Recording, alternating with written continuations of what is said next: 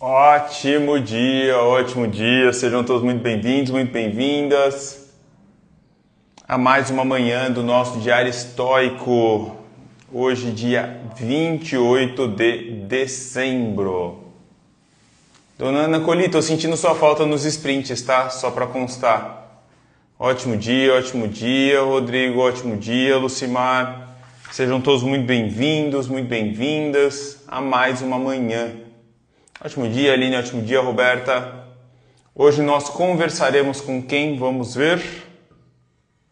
Com mais uma das meditações de Marco Aurélio.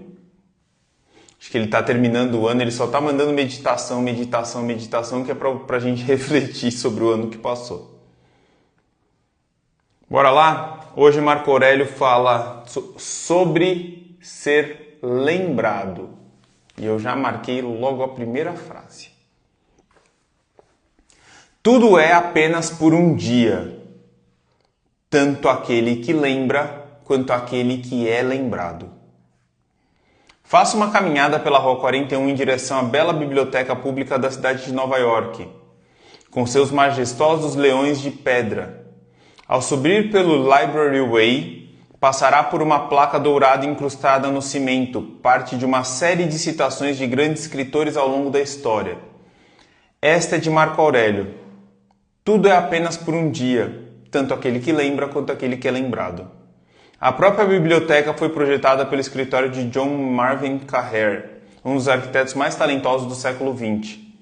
Ela reúne coleções de pessoas ilustres e filântropos como Samuel Tilden, John Jacob Astor, James Lennox, e seus nomes estão entalhados em pedras.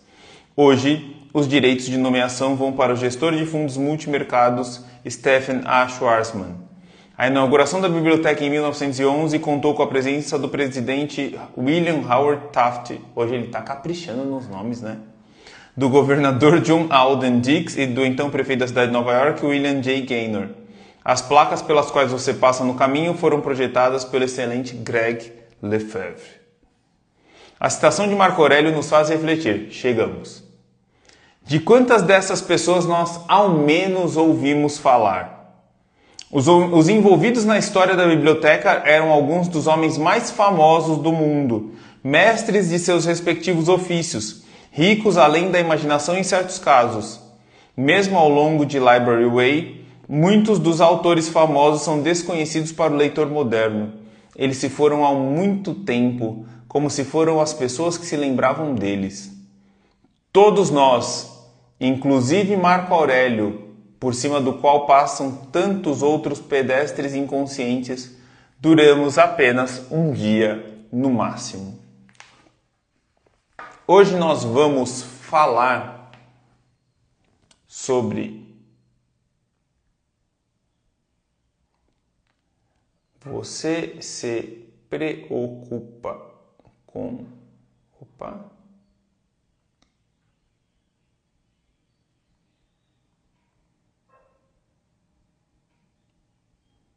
Você se preocupa com as críticas? Quando eu leio o que Marco Aurélio está falando aqui e toda a reflexão do Ryan Holiday em cima disso, a primeira coisa que me vem à cabeça é que tudo aquilo que a gente se preocupa com o outro, a gente se preocupa com o que o outro fala, a gente se preocupa com o que o outro pensa, a gente se preocupa com o que o outro acha, a gente se preocupa com a forma como o outro nos olha, como o outro nos vê, como o outro nos enxerga. A gente vive pautando a nossa vida pelo que o outro pensa.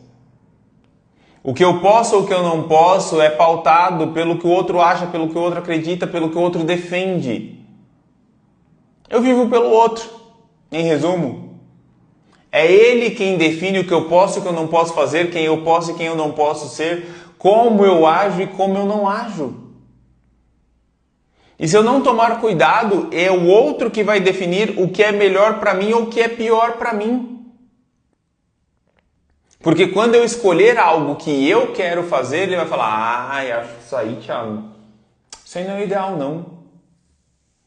E por muito tempo na minha vida, por muito tempo na minha jornada, por muito tempo, era assim que eu vivia. Então eu ia fazer alguma coisa, eu virava para a Aline e falava, o que você acha? Ela falava, acho que não. Eu falava, eu também acho que não. Eu virava para o pessoal no meu trabalho e falava, o que vocês acham dessa ideia? Ah, vou contar uma história rápida. Teve uma vez que eu precisava resolver um problema e eu tive uma ideia. E quando eu falei assim, caramba, se a gente fizer assim, vai dar certo. Só que, como eu estou dizendo, eu me preocupava muito com o que os outros pensavam e eu não queria ter uma ideia idiota. Eu morria de medo de ter uma ideia idiota, das pessoas olharem e falar, ai, Thiago, que merda que você acabou de falar. Então, antes de eu dar a ideia, eu precisava validar com alguém. Eu cheguei pro cara que era mais meu chegado na época, mais meu parceiro, e falei assim, ô fulano, que você acha de fazer assim para resolver esse problema que a gente está tendo? O cara falou, não, nada a ver, besteira, tira isso da cabeça. Não. Eu falei, cara, realmente, que bobagem que eu falei. E passou. 2 dias depois, meu chefe pediu uma reunião. Porque ele falou que tinha encontrado uma solução para o nosso problema. Adivinhem o que aconteceu? Adivinha. Quem aqui é o gênio que adivinha o que aconteceu?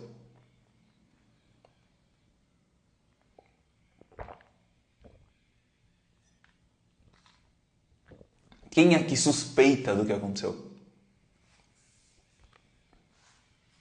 Aquele meu amigo mais chegado do fundo do coração pegou a minha ideia e vendeu como se fosse dele. Ele vendeu como se a ideia fosse dele. E naquela época eu fiquei puto. Mas muito bravo, muito irritado. Hoje, eu sei exatamente onde eu errei.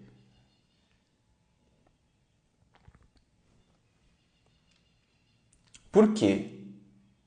Porque às vezes você vai ter uma ideia, mas uma ideia sozinha não serve de nada. A ideia brilhante que você tem dentro da sua cabeça não serve de nada. Aquilo que você gostaria de fazer não serve de nada. O que vale na vida é o que a gente faz. E a gente não presta atenção nisso. Desde este dia, eu não morro com uma ideia na minha cabeça. Nunca mais. Nunca mais. Então, essa semana tem sido uma semana de muita intensidade, de muita ação, em um sentido específico do que a gente está fazendo aqui em casa, para a nossa empresa, para 2025. 2025 já começou por aqui. E é uma ideia. É uma ideia que eu tive.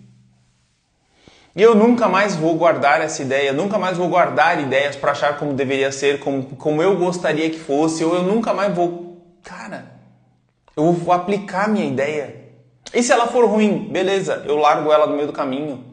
E se ela for boa? Porque quando ele cita esses 500 nomes ao longo da meditação de hoje, ao longo do texto de hoje, ele olha pra gente e fala assim, olha, acorda, ou você que tá aqui me lendo, você que tá aqui ouvindo, daqui 100 anos ninguém nem vai lembrar que você existiu.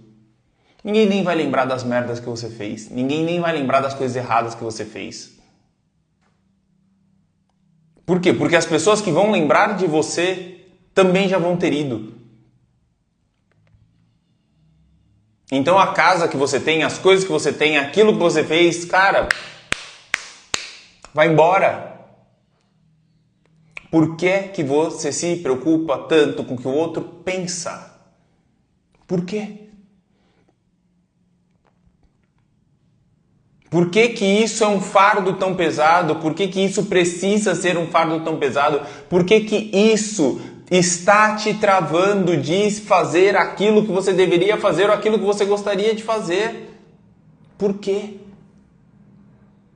Qual é a lógica por trás de não fazer aquilo que você gostaria de fazer? Porque o outro vai achar que A, o outro vai achar que B. Porque pode ser, hipoteticamente falando, que muitas das ideias brilhantes que você esteja tendo, você está repassando para outra pessoa, assim como eu passei a minha ideia para o meu chegado, e o meu chegado aplicou e ele teve resultado. Pelo simples fato de você não colocar suas ideias para jogo. Uma ideia só é uma ideia. Uma ideia sem ação não serve de nada. Não adianta nada ter ideias brilhantes e não agir. Não adianta nada ter ideias brilhantes e não fazer nada. Não resolve. Tudo aquilo que você pensa deveria ir para a ação, deveria ir para o campo, deveria ser testado. Você deveria fazer. Mas a maioria das pessoas não faz porque elas estão preocupadas com o que o outro pensa, com o que o outro acha, com o que o outro vai pensar. Cara, dane-se o outro. Dane-se o outro. Porque se você viver pensando no que o outro pensa, ou preocupada com o que o outro pensa, você vai viver pela metade. Você vai viver, quer dizer, na verdade é o outro quem vai definir o que é importante na tua vida ou não. É o outro que vai decidir aquilo que vale ou não. Ou é o outro que vai dizer quais coisas são importantes na tua realidade. É o outro que vai definir para onde a tua vida vai ou para onde a tua vida não vai. O outro não vai fazer nada por você. É só você quem pode fazer. Mas muitas vezes a gente terceiriza a nossa responsabilidade, a gente terceiriza as nossas atitudes, a gente terceiriza as nossas decisões na mão dos outros. Como se o outro soubesse mais da minha vida do que eu. Quem é que sabe mais da tua vida? Você ou os outros? Quem é que sabe mais da tua realidade? Você ou os outros? Eu tomei um tombo na vida para nunca mais, eu aprendi. E de lá para cá, eu não me preocupo mais com a crítica dos outros. Eu prefiro errar por aquilo que eu acredito. Eu prefiro errar por aquilo que eu vivo. Eu vivo pelo que eu acredito. Eu não sou o cara que fala aquilo que você deve fazer. Eu sou o cara que faz aquilo que fala. Eu vivo o que eu tô te falando aqui. Eu não guardo mais as minhas ideias para mim. Eu não.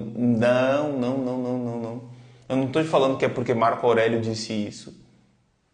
E às vezes eu tenho dúvidas porque já são tantos livros lidos que quando eu releio algo parecido com isso eu falo, cara, será que isso já está tão intrínseco na minha cabeça que eu já faço isso de olho fechado? Já faz parte da minha realidade, já faz parte de quem eu sou, já faz parte daquilo que eu vivo. Quando? Todo dia. O outro não vai definir o que é melhor para mim, porque ele não me conhece, ele não sabe nada da minha vida. Quem sabe da minha vida sou eu. O outro não vai decidir o que é melhor para mim, ele vai decidir o que é melhor para ele, o que é mais conveniente para ele. E às vezes, somente às vezes, você tá aí sendo uma marionete na mão dos outros. O outro tá levando você para lá, para cá, onde é mais conveniente para ele. Você, por receio, por medo, pelo que for, vai. Ele te quer na direita, você vai. Ele te quer na esquerda, você vai. Ele te quer para cima, você vai. Ele te quer para baixo, você vai. Ele controla tudo aquilo que você pensa, age. Cara, qual que é a lógica? Qual que é a lógica por trás disso? Então a primeira coisa que eu quero fazer é um acordo com você. Se você vai começar a tomar as rédeas da tua vida e assumir que, cara, quem define as coisas que eu faço sou eu, quem eu vou viver pelas minhas regras. Já digita aqui pra gente 101%. O que é o 101%? Você vai viver por aquilo que você acredita que é melhor. Você vai dar o seu melhor no dia de hoje. Então, se você vai assumir as rédeas da sua vida e vai começar a agir de acordo com aquilo que você acredita, já digita aqui 101%, porque você vai dar o seu melhor no dia de hoje. É só isso. Esse é o meu primeiro pedido. A segunda coisa que eu quero te dizer é, de uma vez por todas, se liberte dessa prisão que é viver pautado pelo que o outro pensa. Que é viver pautado pelo que o outro acredita. Que é viver pautado por aquilo que o outro faz, fala. Ah, eu acho que isso, eu acho que aquilo, eu acho que aquilo outro. Mete o pé, manda embora. Tira essas pessoas da tua vida. Tira essas pessoas da tua realidade. E a terceira e última coisa é tira um print. O livro hoje é diferente. Hoje o livro é esse. Aprenda essa frase aqui, ó. A sutil arte de ligar o pi para a opinião dos outros, para a crítica dos outros. Cara, mete o pé. Então o print hoje é com esse livro.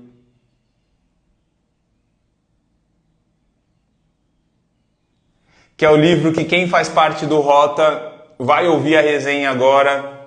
A gente vai sair daqui, todo mundo que faz parte do Rota vai ouvir o meu resumo da sutil arte de ligar o foda-se. Tá bom?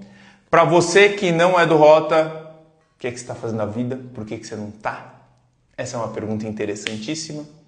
Mas dentro daquilo que eu falei, que essa semana eu estou me dedicando, vai ter algo muito, muito, muito especial em janeiro. Depois de muitos pedidos, eu vou dar um spoilerzinho rápido. Eu vou voltar a ter turmas de mentoria em janeiro. Mas não conta pra ninguém. Não conta pra ninguém. Em janeiro vai ter turmas novas, tá bom? Um beijo, ótimo dia, fiquem bem. Pra quem é do Rota, daqui 2 minutos a gente começa a aula. Se você não é do Rota, a gente se vê nos stories ao longo do dia de hoje, eu respondendo as caixinhas das perguntas que vocês mandaram lá, tá bom? Beijo, ótimo dia, até mais, tchau, tchau.